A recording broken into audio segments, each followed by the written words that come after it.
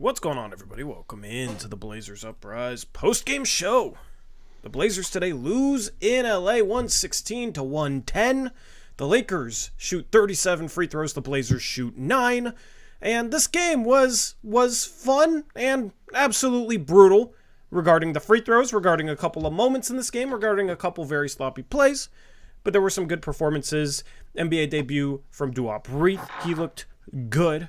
Given that this was his first NBA game, we're going to go through every player that touched the court tonight for the Portland Trail Blazers, and we are going to talk about the Blazers' third straight loss. Eric, how's it going, man? Okay. Good. Some good, fun moments in this game. Some extremely frustrating moments of this game. Yeah. Which one do you want to start off with? Because, let's just dive right in. Maybe get some good out of the way first before I rant, because there's a couple things I'm just annoyed at right now. And, I feel like we should start off the postgame show on a good note despite the loss. So, what was your biggest positive? What was your biggest good thing in this game? I mean, this is really sad, but our two-way guys and our newly signed non-two-way guy that's on an actual contract now were our best players. And that's Reith, Bouye, and Mays, I thought, were played the best and messed up the least, and actually did a lot of good things out there, and were the least frustrating out of the whole team today. Yeah, I 100% agree. There's a reason why I put Skylar Mays in the thumbnail, man, because he looks legitimate. He had that run at the end of last season where he put up stats for a tanking team, and it was like, okay, yeah, it's probably just because they're tanking. Who knows how good he really is at the NBA level. But now he's doing it on a team in competitive NBA games that matter at the beginning of the year. In November, and this is the second straight performance he's had where he looks like a legitimate NBA guard right now. He looks like a guy who could maybe even be in the rotation on a good NBA team. His pace, his finishing ability, some of the playmaking he's shown, just truly veteran level stuff. So I've been very impressed with him, especially. Yeah, he's just the word I keep using to describe him is solid. He's not flashy. He's not going to, wow you on the court at all, except for that one dunk he had. I don't know if it was the last game or 2 games ago. That was crazy. But for the most part, he's just, steady out there. He does his job, runs the offense well. They were saying during the broadcast that Chauncey wants him to shoot a little bit more when he's got an open shot, so he's looking to pass a little too much. But just really nice fundamentals, and I'd say that about Reith and Bouye too. Just felt like those guys came in and just had a general understanding of the game that it seems so simple, but a lot of players on our team seem to struggle with some very simple things. So Mays in particular, just obviously, I think he's establishing himself as a quality, at least third guard on a team, and can definitely fill in for injuries and things like that. So I think he deserved to get signed. I know there was some question on whether we should keep his two-way status for as long as possible or not, but I think he's earned a spot in the NBA. Yeah, and this is part of the reason why before the season I was definitely okay with flipping Malcolm Brogdon, is because I think Skylar Mays can play, and I think Skylar Mays is a solid NBA player. I think he's a bit underrated even. I think he can definitely contribute to winning basketball games, and I mean, you talk about floor generals and pace, and it's kind of a hard thing to describe. It's an easier thing to see, and you can see it with him, man. You can see him slow down, control the game on a team that's been kind of sloppy this season, on a team that's been out of sorts this season. He is running whatever this offense is pretty dang well. He's setting up teammates for shots. He's not making many mistakes. I mean, that's what you ask for out of a point guard, and then hopefully they can score here and there. And, he had a 15-foot floater, had a nice backhand finish. He has some of that spark as an offensive player that normally your two-way or third-string floor general guys don't have. And that's why I think he's better than that. That's why I think he's a guy that can be in the rotation on a team that's solid, on a team that's good. So it's going to be interesting to see, like, do the Blazers, try and flip him at the deadline? Does he have value at the deadline? Because if he has more games like this and continues to have this opportunity, he's gonna interest some teams, and it becomes a weird conversation where it's probably a little too early for it, but once guys start to get healthy, once guys start to get back, how do you take him from playing this sort of basketball to benching him?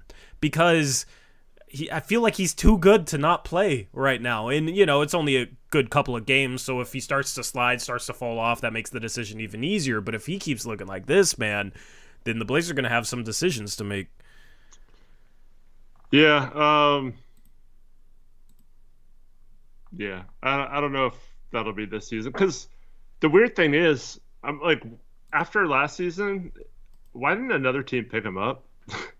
Like, I'm still surprised that we got him back on a two-way, and then like no team wanted to sign him to just like an actual roster spot. That was kind of surprising to me, and we waited till like the very last minute to sign him to a two-way too. Like, it was the whole summer he just waited there in the wings.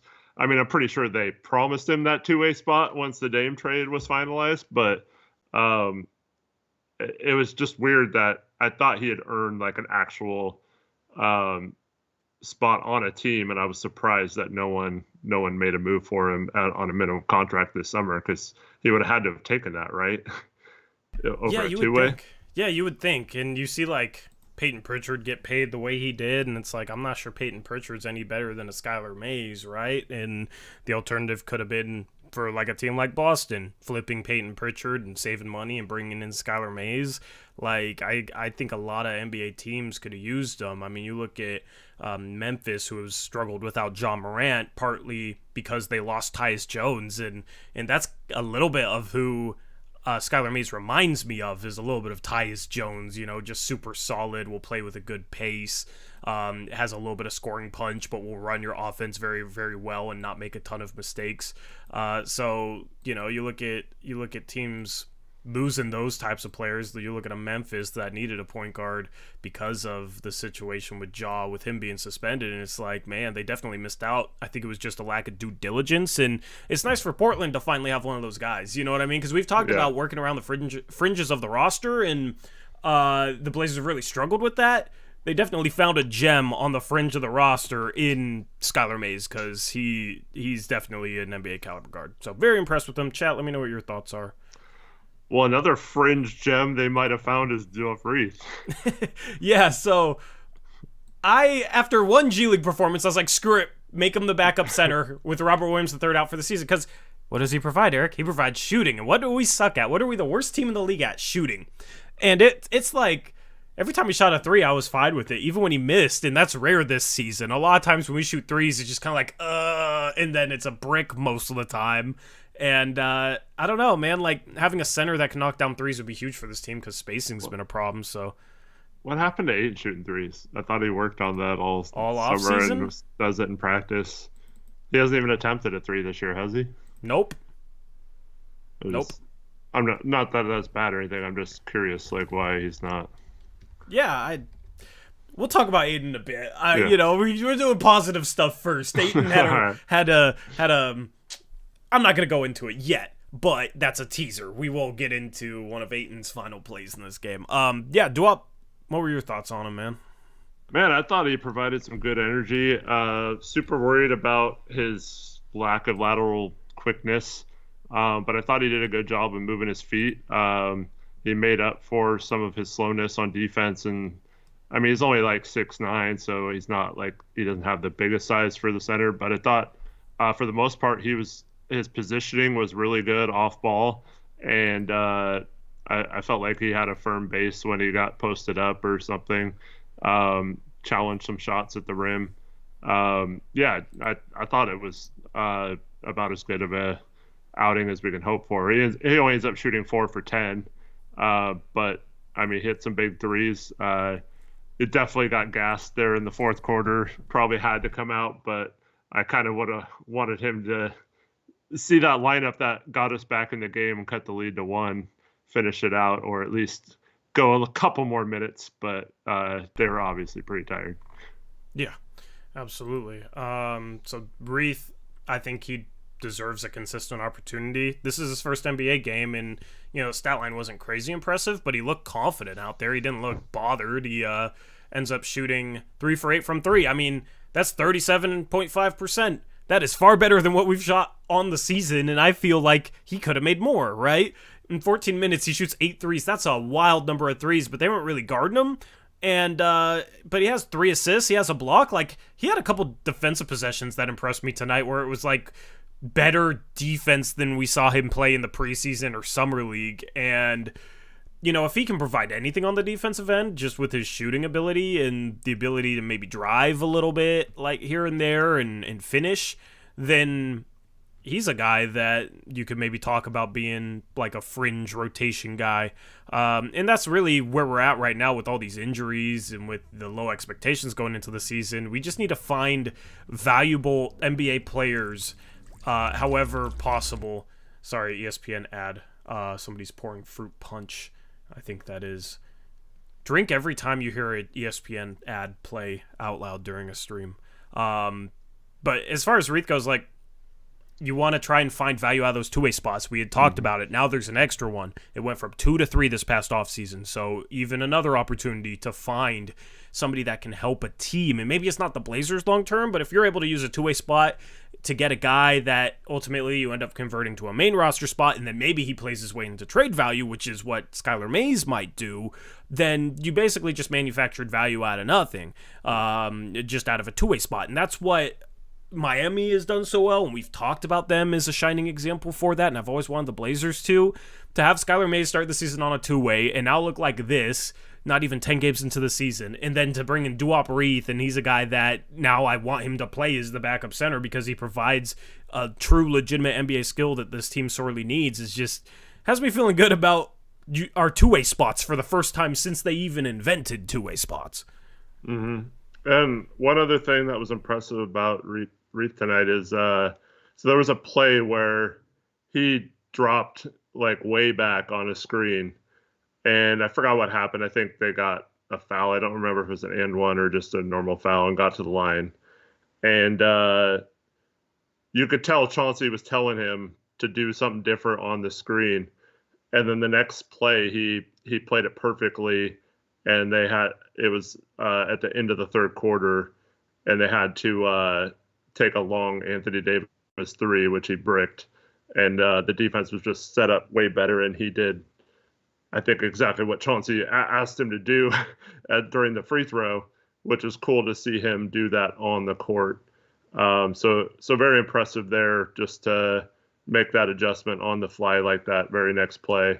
And it seems so simple, but like we see players for multiple years now struggle with like just doing stuff on the court that Chauncey wants, and then you see these guys come in and do what Chauncey wants like right away. It's like, well, if these two-way players are running the offense the way Chauncey wants and running pick and roll coverages the way Chauncey wants and helping and knowing when to double team and stuff like that the way Chauncey wants, why are all these players that have been with Chauncey for 1, 2, 3 years now struggling with those same things? Yeah, absolutely. Let's talk about Boyer too, because I feel like he looked good. What were your thoughts on him? Yeah, I mean, outside of RJV Vids in chat who says he looked terrible, yeah, I don't get that at all. But 3 for 6, 3 assists, 1 turnover. I felt like he was not really looking to shoot. He's kind of a scorer, so it was interesting watching him look to pass and kind of only shoot if he had to. But man, I thought he did a really nice job considering he was just signed officially today. And I once again, it's so simple, but he comes right in, gives the ball to DeAndre in the post. DeAndre turns to the middle and scores. And like that was the first time the entire game we posted up DeAndre, right? And we talked about that in previous shows about the lack of opportunities for Ayton in the post and stuff. And it's as simple as maybe like players are struggling just looking for him or making that entry pass, and he just comes in and gives it to him right away. So I don't know. I thought for picking someone off the street and playing a game less than 24 hours later, I mean, I don't think he played bad. I don't think you could ask for much more than what he did tonight. Yeah, I think he played good. Like, here's the thing. He's very small. So defensively, he's always going to struggle. Okay? Offensively, like... He competes, though. Like, it's not like he was... I mean, in this game, offensively, statistically, right? 3 for 6 in 12 minutes, 6 points, 4 rebounds, 3 assists, 4 rebounds for guy's size, right? In 12 minutes, like, if he, played 36 minutes, right? Just multiply that all by 3. That's 18 points, 12 rebounds, 9 assists, shooting 50% from the field. He only had 1 turnover in 12 minutes, and this is him playing next to guys he's never played with before, guys he probably just met in a system that he doesn't know. I don't know how you could expect him to look much better than that. I don't understand. I saw a couple people say like he looks awful, and I don't get that. Like, he's a two-way guard out of the G League.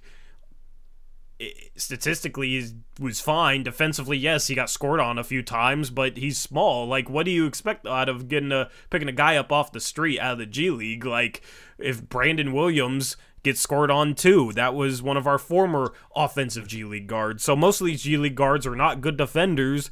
Like, all you can hope for is for them to give you something offensively, and I thought Bouye did a pretty good job of that, considering he doesn't know, like, anything, any of his teammates on the court. He doesn't have any chemistry with pretty much any of them. I don't know if he's played with any of them in the past, and then he's a point guard too, so he's the one running the show in a completely new offense. That's the hardest position to adjust on the fly and run a new offense for, just being thrown into the mix. So I thought Bouye was fine. I thought Bouye was actually pretty good tonight, considering. Defensively, it's not his fault too that we have no help defense, or like our help defense is late every time, and so like a scorer like D'Angelo Russell is going to take advantage of that when he doesn't get any help when he's being drived on. So, like, I don't really even blame him for his size in that situation, because a smaller point guard, when that you have to help them. So I don't get where the help was tonight on that one. Yeah, absolutely. Let me fix this banner. Any other like positive things you want to get into before we get into the negative? I thought Jeremy was good at times in this game. I thought Thibault had a really nice game. I think he probably deserved to come back in the fourth quarter. I'm not sure why he didn't play at all in the fourth. I don't know. I like Jabari Walker, except for his three-point shooting is just awful, but I thought he had some really nice moments on both ends of the court. Was finishing inside as well. Him and Kamara, man, it feels like they haven't hit a three in forever, those two. Like, if one of those players could just start hitting some threes, man, they would be like really nice rotation players for us. I mean, Kamara's still nice even without hitting a three. It's just like we just like desperately need them to knock down an open three when they get kicked out too. And I mean, it's a team-wide problem for the most part, but we just really struggle with those kick-out threes for some reason. Yep, 100%. Before we get into what I want to talk about, what I want to go off about, this stream is brought to you by BetUS, which is a leading sportsbook, reliable sportsbook that has all sorts of betting options to make this NBA season fun, especially as the Blazers start to lose games, Got to make it entertaining, and the best way to do that is with BetUS, because they got parlay options, they got live betting, they got picks against the spread. We'll have a picks against the spread stream tomorrow on our second channel, so you can come pick spreads with us. And this NBA season has been a ton of fun to follow, in my opinion. There's a ton of very interesting storylines, very interesting teams. So what better time than to get in on this NBA action than with BetUS? and you can use the link down in the description box below. It gives you a 125% deposit match, which means if you put in $100, they will match you and give you $125 to play with, so you can get in on what has been a fun season around the NBA with a ton of close games, a ton of shockers, a ton of surprises. BetUS is your sports book to do your NBA betting. Thank you to them for sponsoring the stream. And that wraps up the positive. Gotta wrap it up with BetUS because, Eric, I gotta get into the negative. Do you want to, chat, do you want me to talk about,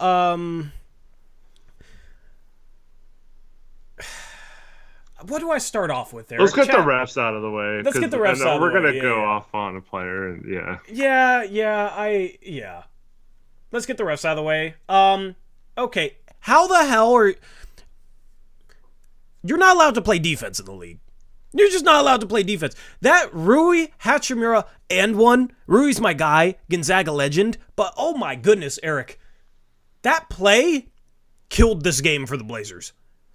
And that play was ridiculous because Jeremy Grant's just trying to stay in front of Rui, so he's like turning his hips and running, like trying to beat him to the spot. And as he's running, Rui just cuts off his drive. He's driving one direction, he cuts off his drive, almost takes a 90-degree turn and just plows straight through Jeremy. But because Jeremy was moving laterally, it was a blocking foul. Rui gets an and one. The Blazers challenge it. It doesn't get overturned. And it is a perfect example of a play.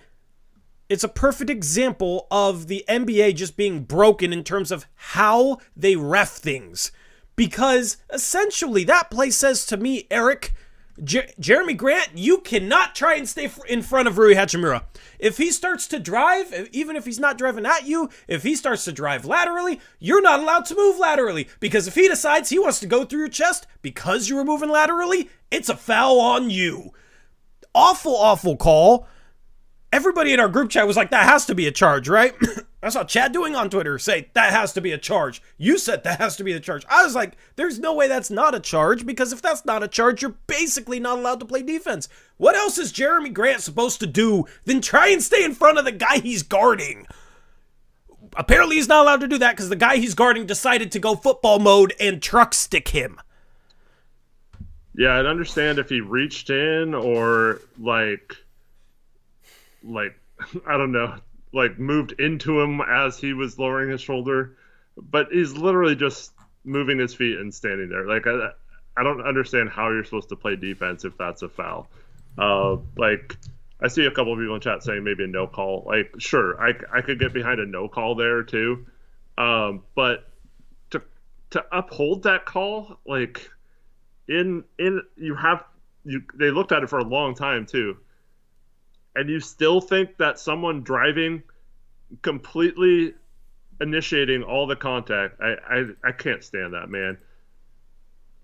It's player that initiates the contact, like that's not a charge or a block foul if the offensive player dips their shoulder and initiates all the contact. That's either a no call or an offensive foul.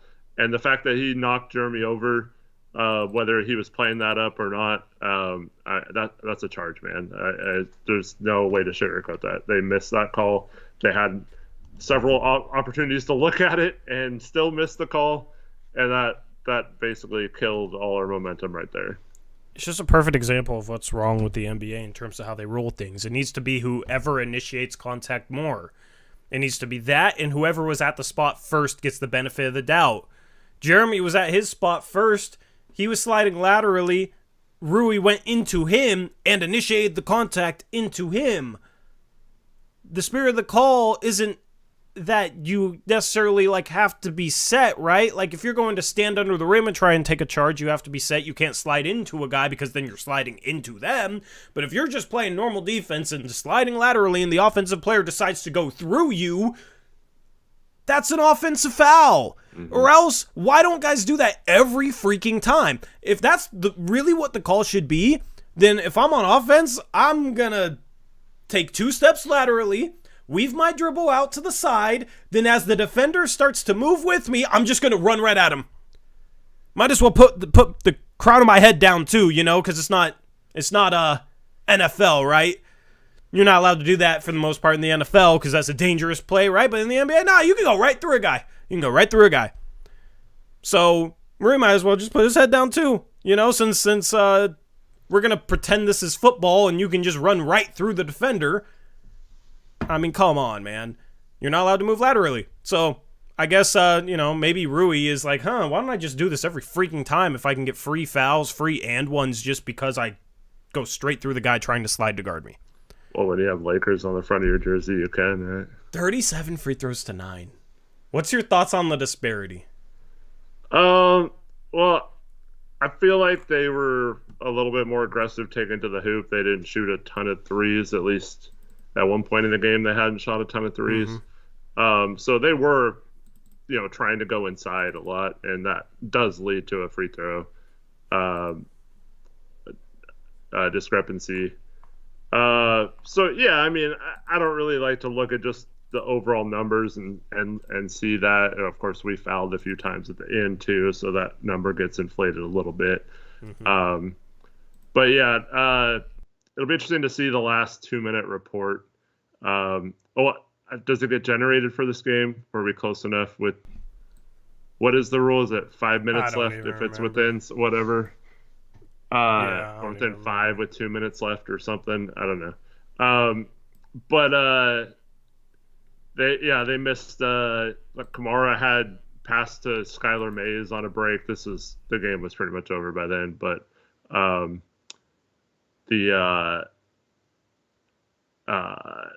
he got held on a pass from Kamara, and they didn't call it, so that should be on there. Yeah, I don't know, man. I felt like Chauncey should have, when Kamara got his 5th foul, he should have challenged that because it didn't look like Kamara touched him. Davis missed a dunk, and they called a foul. I thought that was before the challenge he did have. I thought he should have challenged that one. But then Kamara got away with a foul a play or two later, so maybe it kind of offsets. But, yeah, I don't know. I don't feel like the Blazers did enough aggression-wise to say they really got hosed on their end for not getting a ton of foul calls, but definitely the Lakers shouldn't have gone to the line as many times as they did. Oh, absolutely. Like, I'm not saying the Blazers should have shot an even amount of free throws because the Lakers attacked more, the Blazers shot more threes, right? And these are 2 of the 3 worst three-point shooting teams in the league statistically entering this game, right? So the Lakers realized that, didn't shoot many threes. Portland didn't, right? And a lot of Portland shots inside the arc was a lot of mid-range stuff, floater stuff, soft stuff. It's not like they were attacking hard. Part of that is because Anthony Davis is, going into this game, the league leader in blocks in the NBA, and he's definitely a rim presence defensively, so, he probably deterred some drives, and, there definitely should have been a disparity, but there was stuff that Portland was getting called for that was not ever going to get called on the other end. Especially with like a couple on Duop Reith, and it's like, well, you're a rookie, first game in the NBA, they're the Los Angeles Lakers, like, of course they're going to get the benefit of the doubt, and we're going to get screwed on these ticky-tack calls, and I just hate how there's a certain, like, reputation element towards getting calls in the NBA. Like, I understand that's how it is, you know what I mean? So it's, like, kind of hard to even sit here and complain about it because, unfortunately, it's the truth, but games should just be refereed based on the rules themselves, not who is playing, not the name on the front of the jersey, not the name on the back of the jersey. The game should be reffed based on the game, based on the rules of the game. So I hate how there is a certain level of reputation that guys can get where they get the benefit of the doubt, where rookies get screwed because the refs don't know. Yeah, absolutely. Who was it that, was it Sharp? There's someone else that wasn't getting calls earlier in the season, and we were saying it was it Kamara maybe not getting called? Scoop maybe, yeah. I don't know. Someone wasn't getting calls at all this season, and we were talking about that on one of the post-game shows.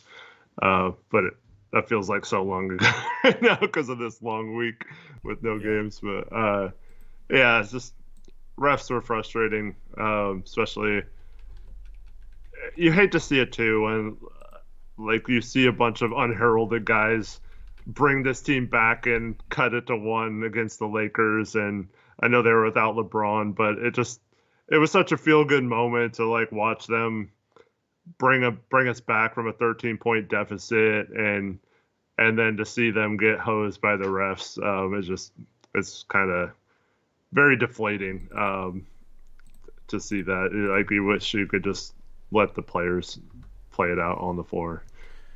100%. I mean, if anything, rookies should get more the benefit of the doubt because they're still new, you know? Like, I don't know. Guys that have been in the league for 10 years should know how not to foul, right? Like, if there's going to be anything, you should let the young guys have a little bit more leeway, right? But no, the guys that have been in the league for 20 years, like LeBron, you know what I mean? Like, he definitely knows how not to foul. He's been playing this game at the pro level longer than some of the players in the league have even been alive. But no, those guys get the benefit of the doubt. I get it, but definitely this was one of those games where it's like, yep, we're the Blazers and they're the Lakers, so they'll shoot 37 free throws, we'll shoot 9. Like, well, someone was watching the Laker broadcast and said when they saw the replay, they immediately said that's a charge. Yeah, and then they were surprised it wasn't, and then they review it and it's still a block. Like, all right, even the Lakers, who have announcers that are complete homers and are used to getting the benefit of the doubt on stuff because they're the Lakers announcers, even they thought the Rui play was a charge. So it's just like, there's just been a lot of calls, it feels like, this year that are just terrible in close games late that swing the game. And a lot of them I feel like have been reviews that, like, I still feel like the correct call isn't being made even after the review and it's gone against us. And that's where it's like, you know, you applaud these guys for being in the game, but afterwards it leaves a bad taste in your mouth. Afterwards it's a bit frustrating. Like, I hate bad calls late in the game like that. I wouldn't be surprised if the league said, no, that's the right call, right?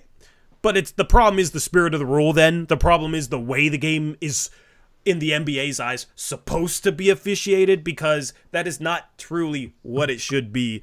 You got to give the defense a little bit more ability to guard, ability to stay in front, than penalizing them if an offensive player decides to try and drive right through them. Just BS. So, I mean, the league has trended this way towards offense over defense, but that's just a really, really bad play and an example of how bad it's gotten in a way, because I feel like we're seeing more and more of those types of plays as the years go on, and I think it does have a little bit to do with the scoring uptick, where defenders aren't given nearly the amount of benefit of the doubt as they should. Yeah, I agree.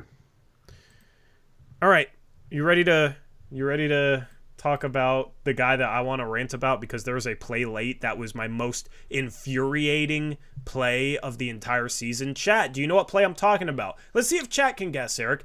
There was a play in this game that was the most annoying play of the season, most frustrating play of the season for me. Chat, what was that play? Guess in the chat, because I want to see if you guys are frustrated about this play as well. I want to see how aligned we are in terms of our feelings on this play, because this play was extremely frustrating for me, and I just wanted to know if I'm about to go off on something that nobody is feeling the same way about. But Eric, it looks like, based on chat, looks like we're aligned. Yeah, it's play one. It's in there if you want to. Grab it. Tory hijacking Brandt's breakdown. Let's do it. Okay, let me download it real quick. How many? You say you had 2 plays, you said? Yeah. Okay. This is the first one. Yeah, you will definitely get a chance to talk about this play, but I just gotta, you know. Yeah. I am feeling the venom in my veins right now, you know? But before you take over, I just want to say Sharp was terrible in this game, with just lackadaisical ball handling and passing, and beginning of both halves, we have the ball stripped on an inbounds pass after the Lakers make a basket on the first play. It's just like completely. It just can't happen, man. Like you cannot be that lazy with the ball and not take care of it. And this play starts out in the first picture with Sharp making a horrible decision to jump in the air and throw a cross-court pass. Just shoot the freaking ball if you jump in the air. Don't try to throw the ball across the court to a player who's not even in front of his man and doesn't have any positioning. But you can take it over from there. Yeah, and I'll just say this, like, you know, Sharp was definitely sloppy tonight. But just in regards to this play, the number one thing that is most frustrating for me personally is lack of effort, is giving up on a play. And it's funny because I dropped a podcast with Steven earlier today, our Scorching Trails.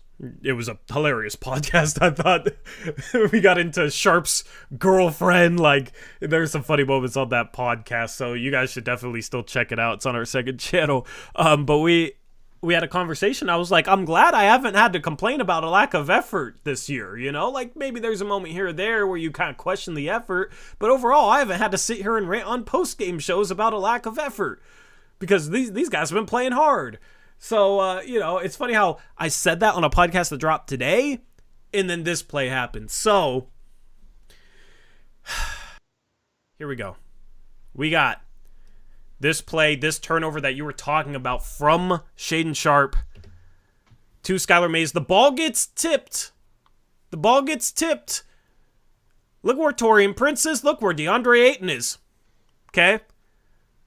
The ball is going towards, like, the camera, towards half court. So it's traveling from, like, Skylar Mays towards half court. Ayton makes literally no effort to go for the ball. He could dive on the floor and grab this ball, or he could turn and run after it. Instead, he, like, legitimately doesn't move. He just turns and watches it go as Taurean Prince, hustle man Prince, sprints right by him and scoops up the loose ball. Eric, this was the worst effort play of the entire season. And Ayton was already kind of bothering me in this game, but I felt like, it's nitpicky. I felt like he wasn't as engaged in this game as he was in previous games, but I thought maybe I'm overthinking it. You know, maybe I'm overanalyzing it. And then at the end of this game, worst hustle play of the entire season. And unfortunately, this is the type of viral clips in Phoenix that you'd see where he just like stands out of bounds as Jokic rebounds the ball 3-4 times in a row.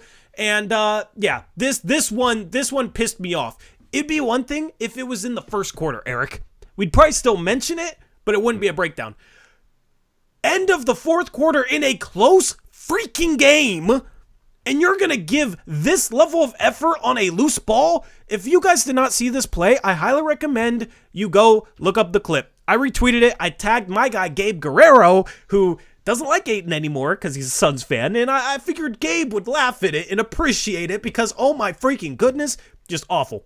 Just awful effort. And that's the type of stuff that bugs me, man. Close game, fourth quarter, you're being paid $30-some million a year to be a competitor, to be an athlete, and you're just going to stand there, and you're not going to compete. Taurean Prince will compete, though, and guess what? He went to the Lakers and took a pay cut just so he could go play for the Lakers. And look at him go after this ball. So, very frustrating play. No play pissed me off more than this play all season long. Just disgusting.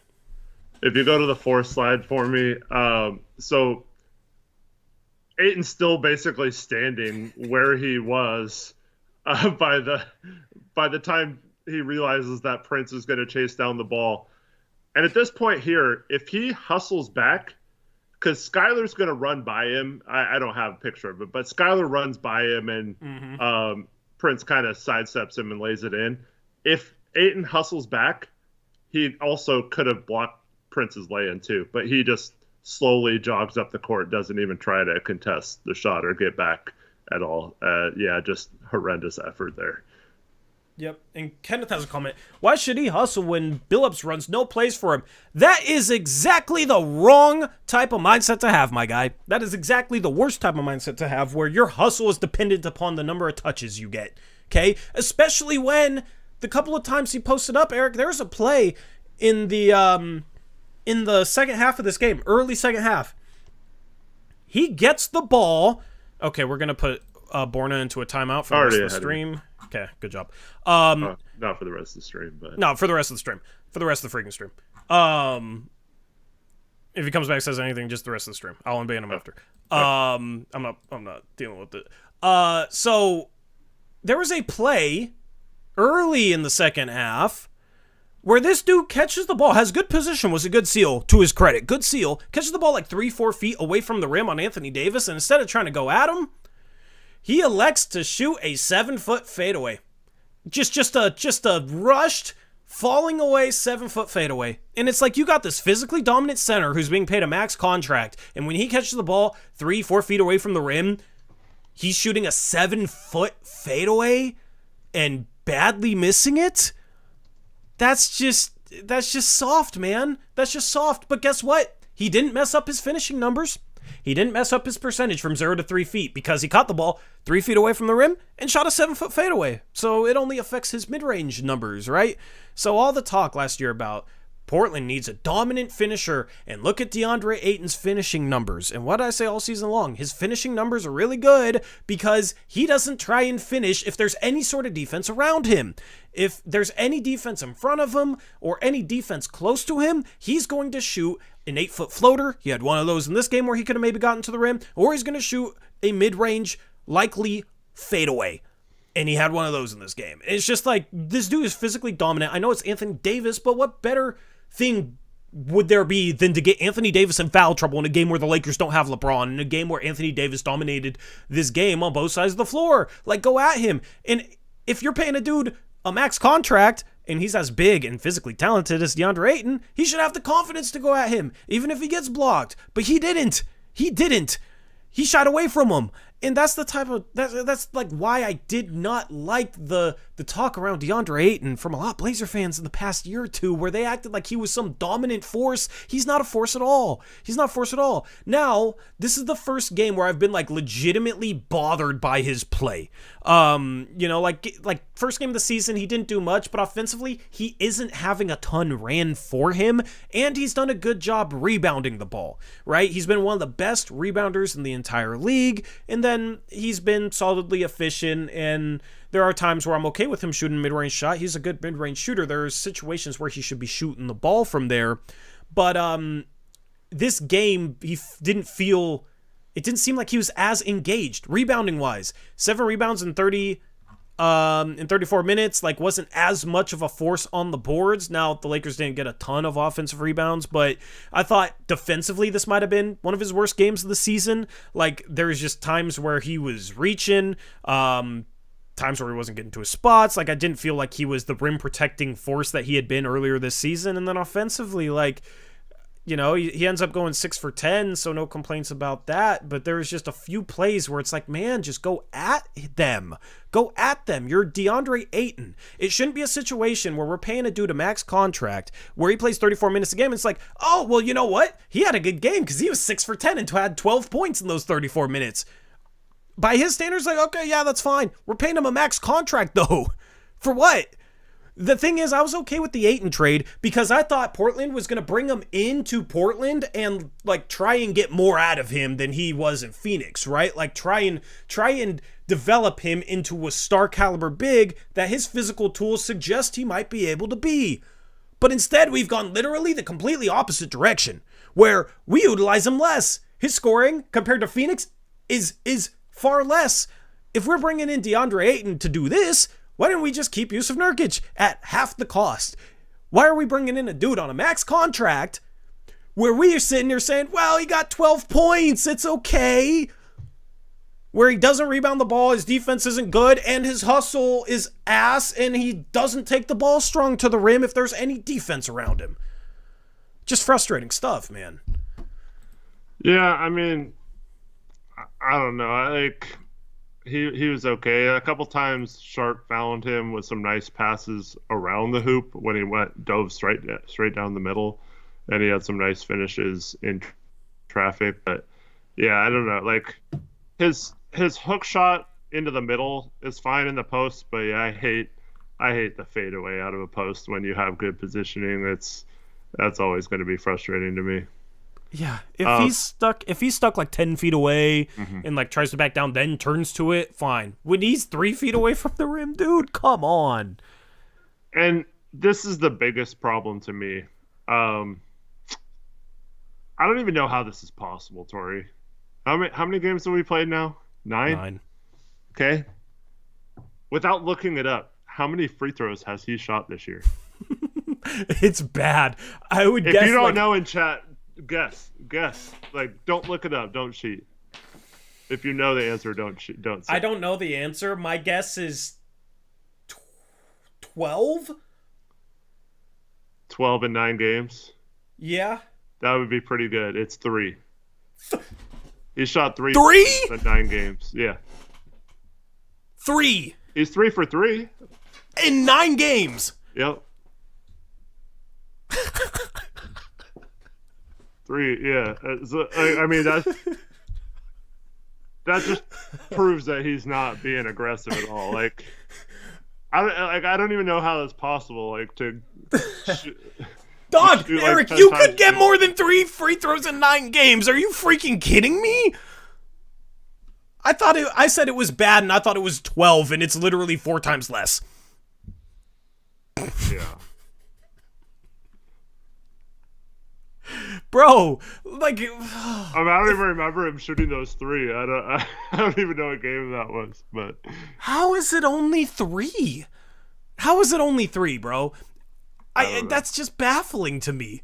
Like, 0 again tonight. Like you said, you got to try to get Anthony Davis in foul trouble or whatever, but we're not doing anything to get Biggs in foul trouble. Yeah, but every time on his roll, you notice if he doesn't have a completely wide open lane to the rim, it's a 12-foot floater. Yeah, but that's one of the most frustrating parts because, like, I mean, people want to criticize Nurk all the time, but he gets to the line a decent amount for a big. Yeah. He tries to get to the rim on rolls. Sometimes he tries too hard and flips up some BS, but at least he tries to get to the rim.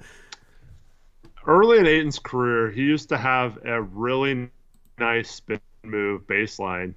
You might want to, like, sorry, you'll appreciate this, but, you know, like when you're playing against me, you always say that I do that move baseline or whatever. Mm-hmm. He had that move in his arsenal, and he's quick enough to get people with it, where they have to foul or he gets a dunk. I don't know why he doesn't ever do it. He doesn't ever like go strong at the rim. It's always either turn inside and shoot a fadeaway, turn outside, shoot a fadeaway, or turn inside and shoot a hook shot. Like those are his only 3 moves. And he doesn't really have anything where he attacks the basket or uses his athleticism to get to the rim. He's a role player. He ain't no freaking star. Portland is not going to turn him into a star. They aren't doing anything to turn him into a star. Here's what Ayton needs to become a star. A, he needs to change his mentality, okay? That's why I wasn't like super confident in it, but I was like, sure, take a chance. Maybe you can get him into the right culture and like get him under Chauncey, and maybe you can develop the sort of mindset where he's physically dominant, because he should be physically dominant. Look at him. He's huge. He's athletic. He's strong if he wants to be. The problem is he doesn't really want to be. So biggest thing holding him back is his freaking mentality. And it's like, okay, maybe a change of culture, change of scenery, a good opportunity for him, that can get him to change his mindset. That's why I was like, oh, the Ayton part of this trade is a win. Like, I'm cool with it. Sure, take that chance. I don't have confidence in that happening, because it just literally has trended, if anything, in the opposite direction. To be fair, we've only seen 9 games. So, I mean, there's still time to improve that. I've got an ad playing in my ear. Huh, weird. I'm not playing an ad. No, it's on my side because I brought up ESPN to check how many free throws. Your turn to get an ad. Well, it wouldn't go through on stream. But, okay, so, like, he still has, I don't know, even if he was trying his best to do that. And I do feel like post-game interviews and stuff like that, I've been really impressed with his mindset and his attitude this year. So, like, I'm willing to give him a little bit of a time period to become that. It's really hard when you call yourself dominating to like not be hard on you if you're not aggressive at all. So, like, he's got to find a way to to use that aggressiveness more to get to the basket.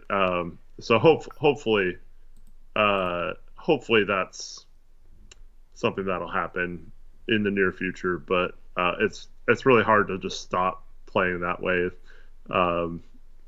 if that's how he's been playing for a while now. I am just so done with we can fix him, we can get the most out of him. We never do with anyone that we say that about. We never do. We never freaking do. Like, said that about Cam Reddish. And I mean, he looked great tonight, by the way. But going into this game, it's funny because I saw a lot of Blazer fans like, man, we let go of Cam Reddish. Why'd we let go of Cam Reddish? Look how good he looks. Apparently, they haven't watched him before this game because going into this game, he's shooting 35% from the field and 29% from three. Like, he has not been good at all for the Lakers. He had a good game last game and a good game this game, but that's exactly who Cam Reddish is, and Hurd was even talking about it, where every place he's been, you'll say you see those flashes, but it's never consistent enough. So, good for Cam Reddish having a big game today, big first half mostly, but, like, he was the guy that we talked about fixing. Like, it's just, I've run through the list of names numerous times about the guys that the Blazers could fix and get the most out of, and it's just never happens that way, and I shouldn't have gotten my hopes up for Ayton it happening that way. But like, Trevor said we fixed Thibault offensively. Nobody was saying we could even fix Thibault, though. You know what I mean? The only guys we ever fix at all are the guys that we don't think we are going to fix at all. You know, nobody thought Thibault would come in and shoot whatever he's shooting from three, like. What is it, like probably like 39% in a Blazer uniform. He's been a really good 3-point shooter. But the problem is with Ayton is like people in chat saying he's 10 times better than Nurkic, and like seeing people agree with that comment. Going into this game, okay, because I'm just using Basketball Reference, so I don't have Ayton stats from before this game. But going into this game, everybody's been applauding Ayton for what he's done so far in a Blazer uniform. Efficiency-wise this season, true shooting percentage, 58.8%. Yusuf Nurkic's true shooting percentage last season, 58.9%. They're basically identical in terms of efficiency. Last year, I believe, on a per-possession basis, Nurkic scored more than Ayton has so far in a Blazer uniform this year. Yep, that's true. Nurkic scored more on a per-possession basis on the same efficiency. Rebounding-wise, Ayton is not a better rebounder than Nurk. Shooting-wise, Ayton isn't a better three-point shooter than Nurk. Getting to the free throw line, getting other bigs in foul trouble. Ayton isn't as good as Nurk. Passing-wise, Ayton isn't good as Nurk. So we're sitting here applauding this dude, Ayton, for what he's done so far this year. But in what way is it better than what Nurkic did for us last year? It's not.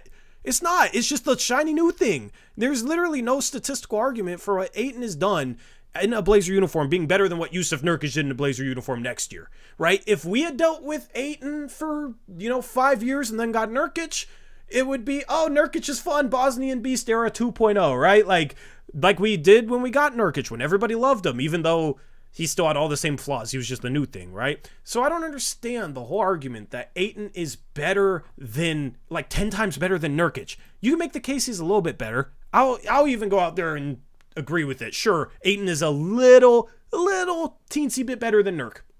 Okay, great. You're paying him twice as much. So part of my grief right now is with Portland not trying to utilize Ayton, especially with all the offense they have out. Like, just run stuff for Ayton and see if you can get him going and seeing if you can get him confident in terms of his own scoring in some type of way.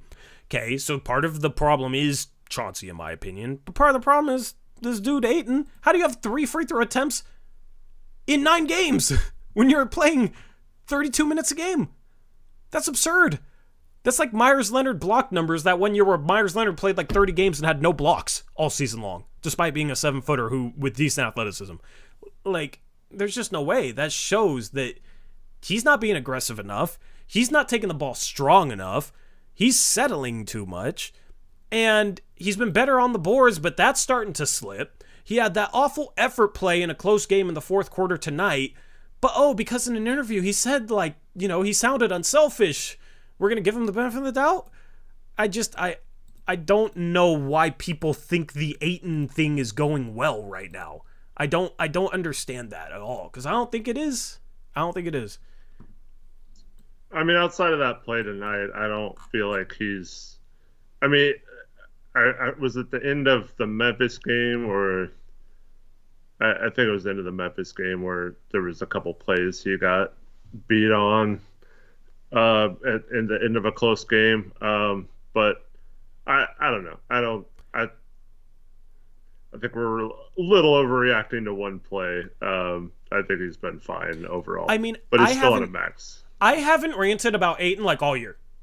Chat. For anybody in chat or the comment section after this video is posted saying you're being too negative on Ayton, like I've been pretty fair to Ayton. Like I have not ranted about him all year, okay? My problem with Ayton is before today was mostly just their usage of him. Like why pay a guy this much to not utilize him? Well, but I mean, 3 free throws in 9 games doesn't lie, bro. Like that's bad. And that shows something to me. Yeah, I don't know. I was very adamant about this before trading him. I would never pay a center max contract unless they're like an all NBA type center or an MVP level center. So I just think you can find centers elsewhere for cheaper. But yeah, I also think like he's I don't know, outside of that one play, I don't think he's done anything too bad. I just don't like giving him a pass either, though, for the not getting a bunch of opportunities. It's like, well, I mean, part of that is you're not creating a lot of opportunities either for yourself. And when you do get them, you're just shooting right away. So I mean, there's a reason why he's not involved in the offense as much as Nurkic or centers in the past have been for the Blazers. I mean, we don't even run pick and roll with him as much as anywhere near as much as we did in years past either.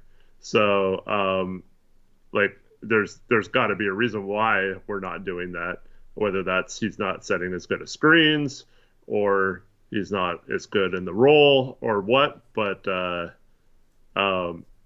I mean, it just seems weird to give him a pass for players not passing to him, because I mean, we do have a team of that is a problem with some of the players on the team, but I mean, it's not like Skylar's not looking to pass at all or whatever, and he was our point guard this game. It's not like Sharp hasn't found him several times, including multiple times in this game. I don't know. I don't know how you can say that like he should be getting more touches if he's not making the most out of them, or he's not proving that he can handle a bigger workload. And the problem is when he does get the ball, he doesn't take the ball strong. He shot 76 shots this year and only has 3 free throw attempts. That's an absurd ratio. His free throw rate is far lower than even last year, right? And this was a big complaint of Phoenix Suns fans, but his free throw rate last year was 22.5. His free throw rate this year is 3.9. 3.9. Not including this game? Not including this game, so now it's even lower. It's even lower, yeah. Yeah, like, and this was a complaint about from Phoenix fans when you have free throw rate of 22.9, right? Now it's 3.9 here. You know what I mean? It's not good. Like, that's the problem. It's not that he's a bad player. It's not that he's been a bad player this year. I just have a problem with acting like he's 10 times better than Nurk. I have a problem with the organization bringing in a guy who they have no plans for trying to justify the money they're paying him. And I have a frustration with Ayton and his mindset where he's just so finesse when he's so physically gifted. And I have a problem with him coming into the season saying, I'm dominating. And then he doesn't even try to dominate. That's what I have a problem with. So it's not that he's a bad player. It's not that he's been bad. If he was making $10 million a year, I'd be saying like, okay, that's fine. He's making $10 million a year. He protects the rim. He's been rebounding the ball well. He can hit a mid-range, right? Like, that's fine. But you're not paying him like, I don't know, Ivica Zubac. You're not paying him like that. You're paying him like he's a bona fide star. And, you know, if it's a bit of a sunken cost and a rebuild, it's probably fine, right? If you try and get something out of him and have him an integral part of the team. So a big part of it is definitely his usage. But man, like it's hard to fault guys for like not getting him the ball. When they get him the ball, he shoots finesse stuff. He'll shoot a 12-foot floater even if he can get to the rim. Even if he catches the ball 3 feet away from the rim, it's a 7-foot fadeaway. Like I just have a major problem with multiple things regarding the Ayton experiment, and not all of them is his fault. His attitude, for his credit, seems to be very, very good because he's getting the fewest touches maybe in his entire career, and he, for the most part, until today, was still playing hard, so credit to him for that. It's just, we're giving him credit for little stuff where in the grand scheme of things, with how much he's been paying, it shouldn't come down to, oh, well, yeah, he has a good mindset, and, he got 13 rebounds with his 8 points today or whatever, like, it's all... We're just grading him on a curve of like a role-playing center when we're paying him like an all-star, when we're paying him like a stud. So I wonder if out of like players who actually play minutes out, like just take away the outliers of like a 1 minute player or whatever, if that's the worst free throw rate in the league. It's got to be, right? Yeah, I guess. Todd Keith says Ayton is a borderline all-star. In what world? In what world is he a borderline all-star right now? Oh, well, let's not do that. let's not go too extreme either way. He's been fine. He hasn't been an all-star level player. He hasn't been horrible. He's been fine. It's just the thing is, I said with him is like he's a good starting center in the league. This was based on what he was in Phoenix. Like the problem is his offense goes with the flow of the offense. He's not a guy that's going to create offense. He's not a guy that you give the ball to and he's going to go and like carry your offense. And it's like, it was funny because for years, right, we heard Suns Valley podcast, we heard Gabe, we heard Sundo, we heard these Suns fans that cover the team talk about like, man, Monty should get him more touches. Monty Williams should get him more touches. And I would sit there on the postgame show like, I mean, yeah, you can say this, but he's not a guy that you give the ball to and he goes and generates his own shot. Like, I don't really fault Monty for not giving him a bunch of touches because he's a guy that's just going to operate best offensively, getting everything in the flow of the offense, right? Compared to a guy that you force feed the ball and get him all these shots and run the offense through him. And now that we have him, it's like, I'm sitting here complaining about like, yeah, Chauncey needs to utilize him more, but it's like they invested in him by trading pieces for him to get him on a max contract. Right? So they made an investment. So they need to try and justify that investment. But in the end, it's what I've always kind of felt about Ayton is like, he'll go how the offense goes. Everything that he gets will be in the flow of the offense. If the ball comes his way, it comes his way. If the ball doesn't come his way, it doesn't come his way. And there's certain guys in the league that like can run an offense, you give the ball to, you get out of their way. Certain bigs where like you give the ball to AD, let him face up, you get out of his way, he'll go make something happen. He'll put opposing bigs in foul trouble, he'll score, he'll draw a double team and then pass out of it, and like he can handle, bring the ball up the court a little bit, like step out and occasionally hit a three. Like AD's a star, right? Ayton just isn't that guy. He's just not that guy. He's a guy, he's a role player in terms of his offense is going to come in the flow. And, I mean, I wouldn't hate to give him 20 shots a game right now with our offense being as bad as it is. Give him 20 to 25 shots a game. Just force feed him in the post for like 8 possessions in a row and see what the results are at this point. Because the offense has been really, really bad this year. Like, try it, right? And maybe he shocks us. And maybe it justifies the trade in the long run if we can find something out of him. But it's just like we're not even trying to get anything extra out of him. And then when he does get his opportunities, he's not, in my opinion, making the most of them. He's not being aggressive enough. He's literally just as efficient as Nurkic was last year when everybody criticized Nurkic's efficiency and how he can't make shots. So, yeah. I don't know. People are weird. It's like Cam Reddish is the perfect example because we trade for him. He has a couple of decent games. And there's all this talk about, oh, he just needed a coach that believed in him, right? And Thybulle's the same way last year, right? And then by the end of the season, it's like it was still only like 20 games. And then we're like, oh, it's fine if he walks, right? Because he wasn't really that good for us. But there was all these people saying, like, defending him when we got him for like weeks until basically the season was over. And and then like he's been not good this year. He's had a couple of good moments, but he has a good game against us tonight, and then now everyone's back to like, oh, he's awesome. Like you guys were wrong. We should have kept him. Yeah. That kind of stuff. So it's just weird that like because people want so badly to like there was a lot of people that wanted Aiton, so they're gonna give him a little bit more leash, and that's fine. Just like I don't know if Tumani was really struggling bad and not playing good defense, we'd probably make a little bit of excuses for him too, because we like him. I mean, it's only natural. I'm not saying it's wrong or anything. It's just it seems like once again we're talking about a player where the excuse is it's not his fault. He's not doing like he's not getting the ball enough, or his coaches don't do enough to get him involved, or they're not playing him in the right situations or whatever. And so we need to I don't know, just realize that players are who they are, and you can't always blame the situations for what's happening. Yeah, 100%. And I feel like I've been pretty lenient to Aiton, considering I haven't been the biggest fan of his game coming into this. Like, I feel like I've been very fair to him and given him an opportunity, and I will still continue to give him an opportunity because I don't, think that it's all on him in terms of his numbers being down. But like, you got to get to the free throw line more, big man. You can be physically dominant. He needs to realize and want to be physically dominant because he can be.